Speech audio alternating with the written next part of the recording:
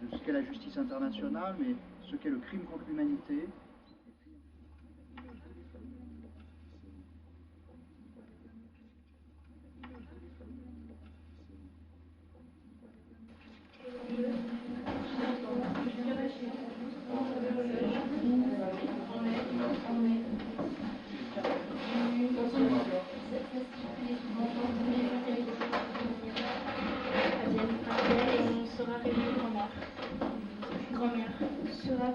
Grand-mère sera plus toute seule, il fait très chaud à Lisieux. J'ai pas fait très bon voyage. On est venu à Belley. On est venu, voilà, m'attendre à Belley. À Belley. Je suis en mode surprise, les frissons et les larmes aux yeux.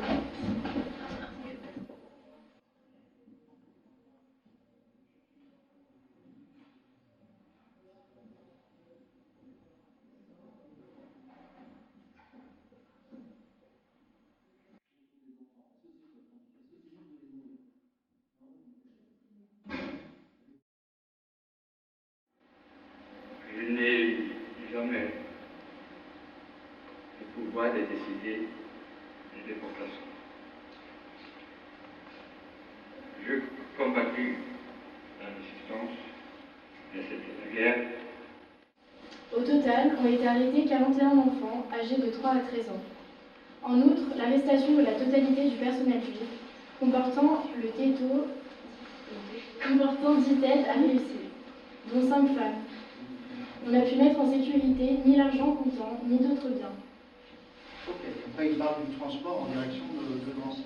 C'est-à-dire qu'en gros, on a une arrestation de 44 enfants.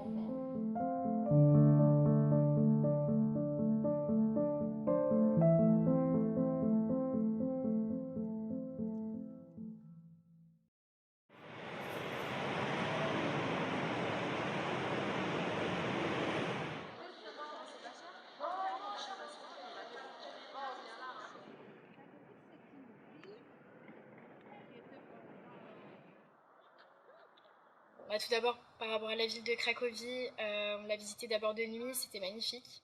C'est une ville absolument magnifique parce qu'elle est assez ancienne. C'est un côté assez merveilleux et magique.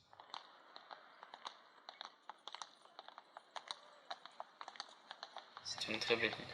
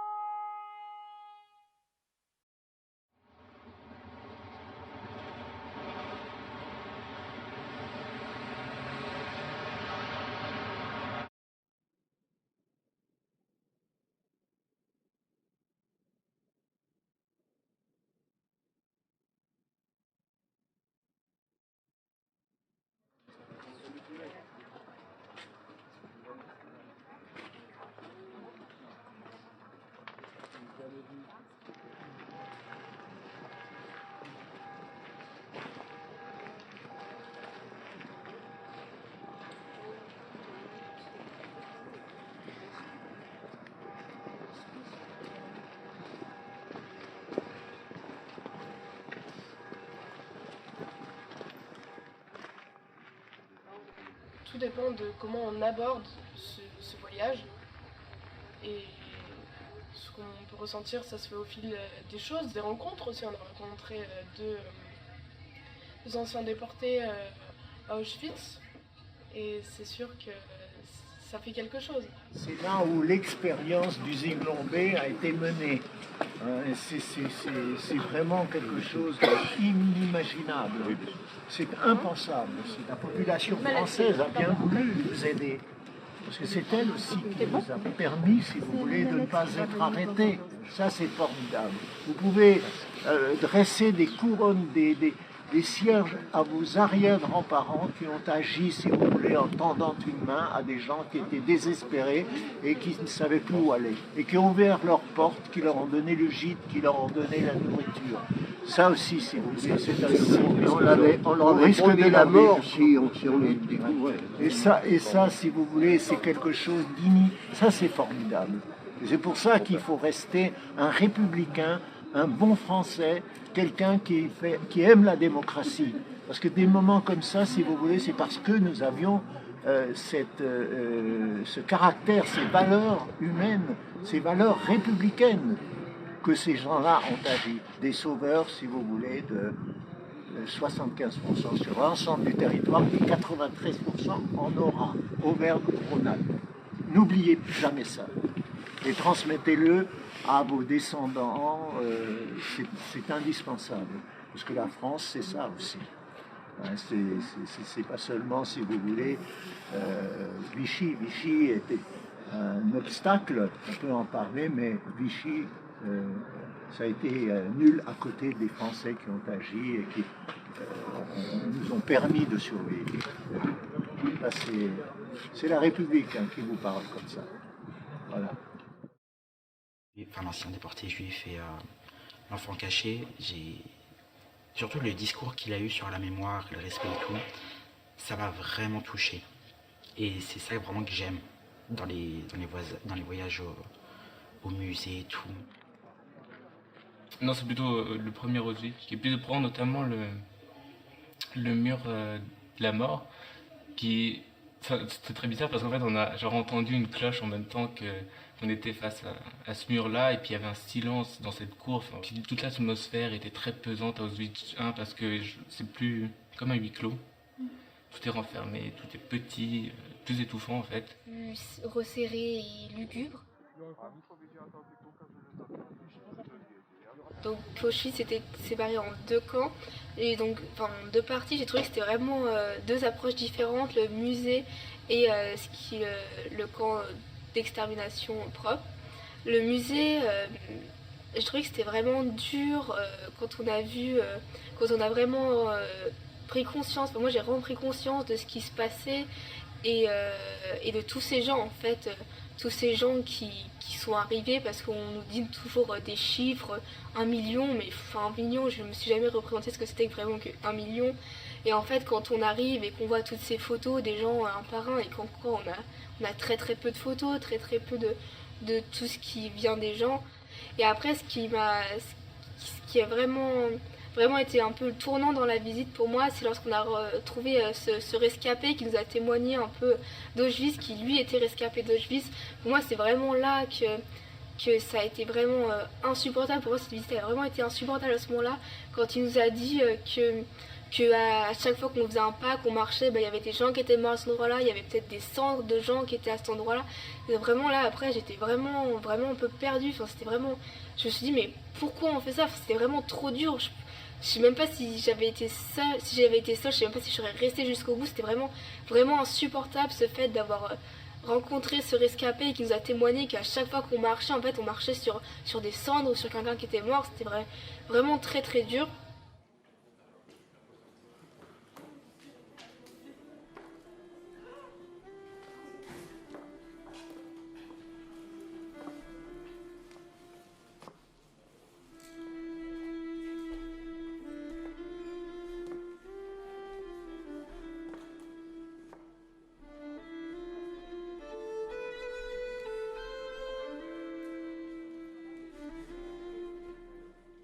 Et c'était vraiment très très fort, et il y avait une atmosphère, on sentait que s'était passé quelque chose de lourd.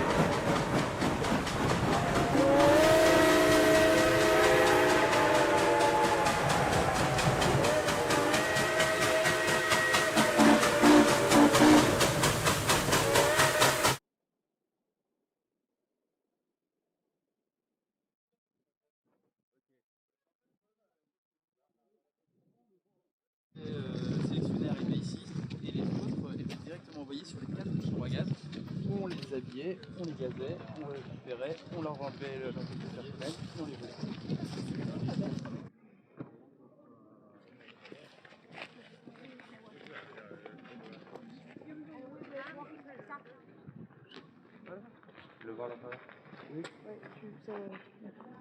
Et il y avait l'autre cheminée ici et l'ouverture de l'autre côté. Donc c'était deux systèmes comme ça. Hein. Marcher sur les cendres de 1 million de personnes, c'est pas anodin. Donc moi, personnellement, ça m'a émue, ça m'a mis mal. J'arrivais même pas à imaginer les conditions dans lesquelles ils vivaient, ce qu'on pouvait ressentir là-bas. C'était un baraquement qui était un peu... c'est un peu plus éprouvant, on va dire, moralement, quand on a l'explication du guide qui nous dit que les gens étaient entassés par lits comme ça. Mais c'est pareil, quand on est arrivé vraiment face à ces chambres à gaz qui sont plus que des ruines, là c'est vraiment encore ce retour d'émotion, un peu comme face aux rescapés. Vraiment, on se dit, bah ça a vraiment existé parce que on se dit, oui, des chambres à gaz, etc. Les gens, ils mouraient, ils étaient gazés. Mais c'est vraiment là, une grosse charge émotionnelle, j'ai trouvé de se retrouver face à vraiment l'endroit qui a tué des milliers de juifs d'un coup comme ça. C'était vraiment... J'ai même pas de mots pour décrire une telle émotion.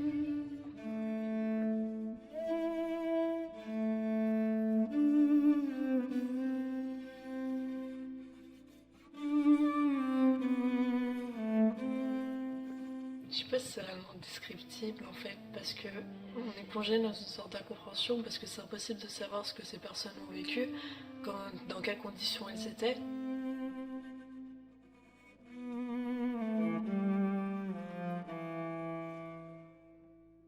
Une des choses qui m'a le plus retourné, on va dire, c'est les marques d'ongles quand les déportés qui étaient dans la chambre à gaz essayaient de s'échapper. Et ça prend vraiment au trip. Il y avait vraiment tout face à nous et se retrouver face à ça, waouh, ça prend vraiment au trip, quoi. Ça permettait de voir en vrai ce qu'on étudie depuis qu'on est tout petit dans les livres d'histoire, et ça offre une autre perspective. J'avais beaucoup d'appréhension parce que c'est quand même un haut lieu de l'horreur et de l'atrocité humaine. Et j'étais très émue, très, très touchée, mais on ne se rend pas compte à quel point c'est dur et lourd comme atmosphère.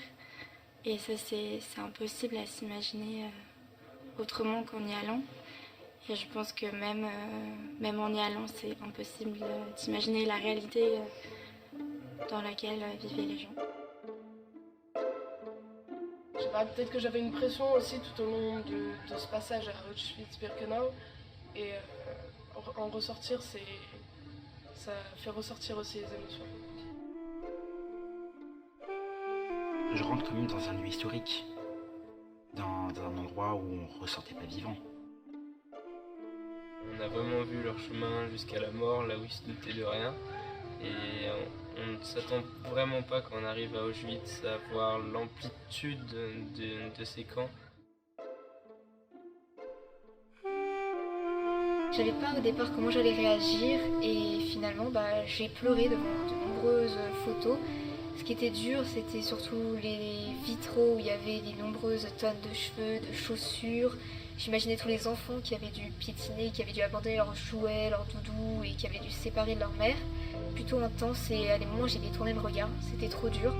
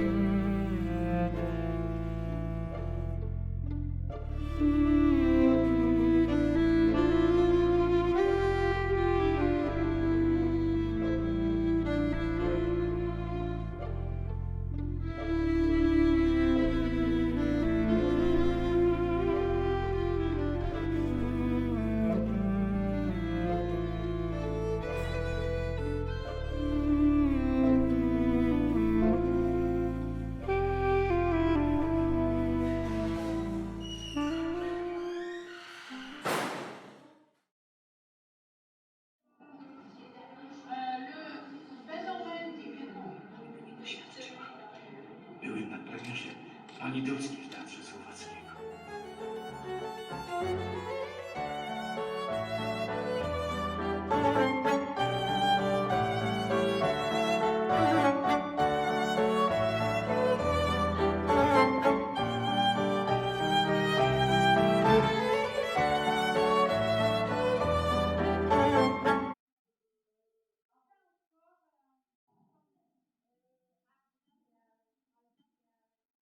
Parlaient pas yiddish, qui parlaient la langue polonaise.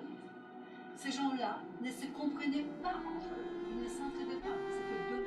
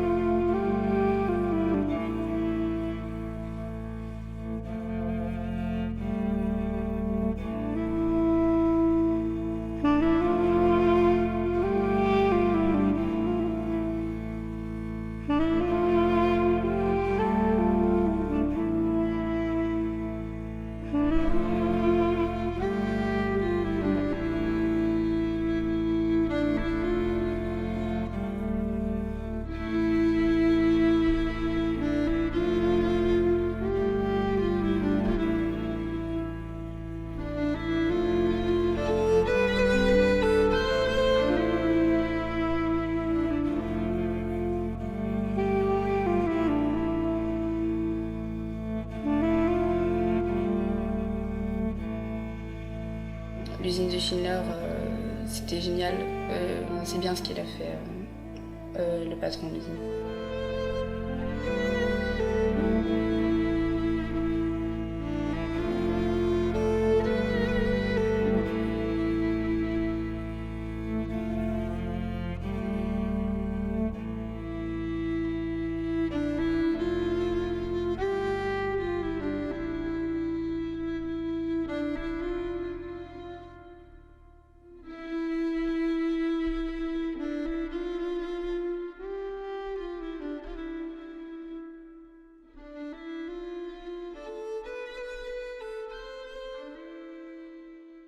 Et ce que j'ai vraiment préféré, c'était la matinée, la dernière matinée, donc le dimanche matin, quand on a pu aller dans une synagogue. Enfin, moi, je suis assez croyante et tout, et du coup, là, le fait de pouvoir aller autre part que dans une église pour pouvoir se recueillir et pouvoir en apprendre sur une autre culture, je trouvais ça vraiment génial. Et j'ai appris beaucoup de choses sur cette religion. D'un côté, ça protège symboliquement, bien sûr, la Torah qui se trouve à l'intérieur. De l'autre côté, ça décore. C'est toujours intéressant de découvrir de nouvelles cultures, de nouveaux lieux, comme la synagogue. Autorise à descendre dans la piscine rituelle, toujours 40 marches, ce qui commémore 40 ans passés par les Juifs sur le désert.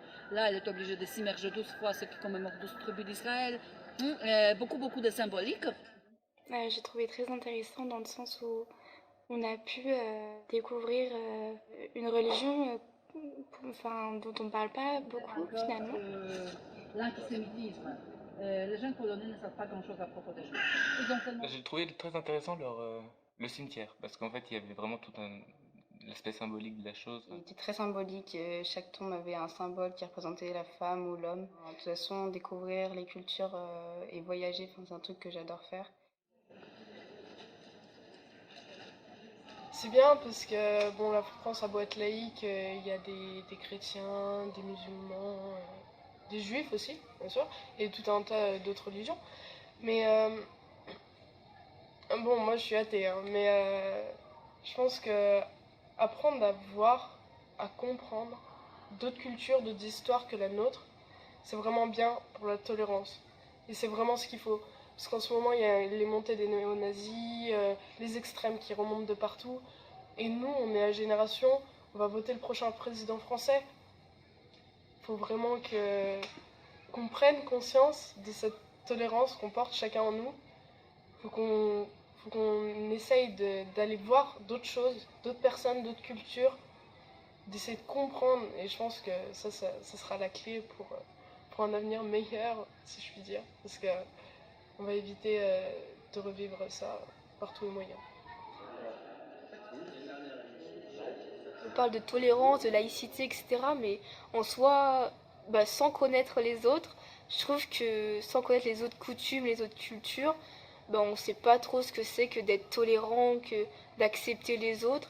Et en fait, le fait de nous expliquer et de prendre un temps justement pour nous expliquer ces différences qui font des religions, etc. Je trouve ça important et du coup, ça m'a vraiment, ce voyage m'a vraiment changé quand même dans la façon de voir les choses, de voir le monde et de le rapport aux autres. Je trouve que ça a été vraiment gros changement. Enfin, c'est un truc que je veux absolument pas que ça se reproduise. Derrière des mots, des chiffres, il y a des personnes qui ont vécu.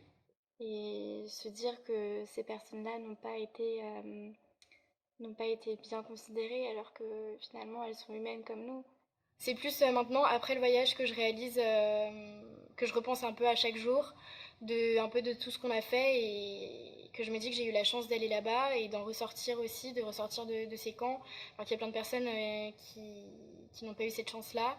Pour nous, c'est un voyage de la vie, alors que pour ces personnes-là, pour les personnes juives qui ont vécu tout ça, c'était plutôt un voyage vers la mort.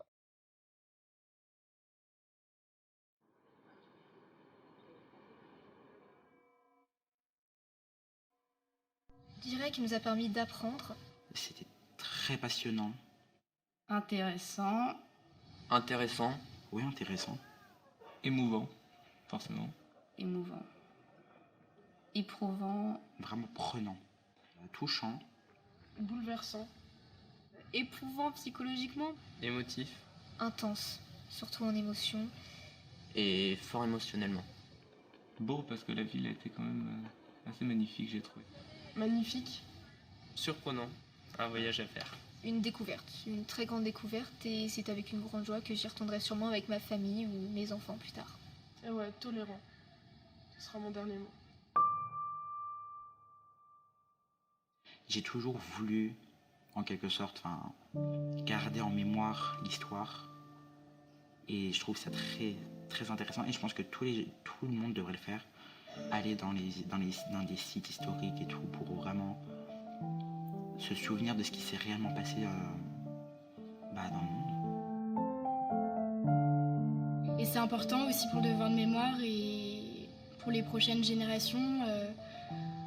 Si j'ai des enfants, je compte leur en parler, tout leur raconter. Je souhaite à toutes les personnes qui peuvent vivre ce voyage de le faire.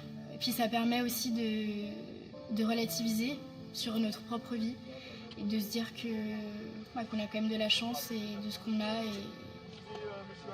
et voilà, de vivre tout simplement.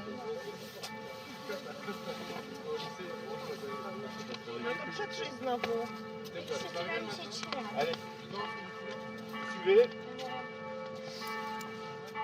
Ariane.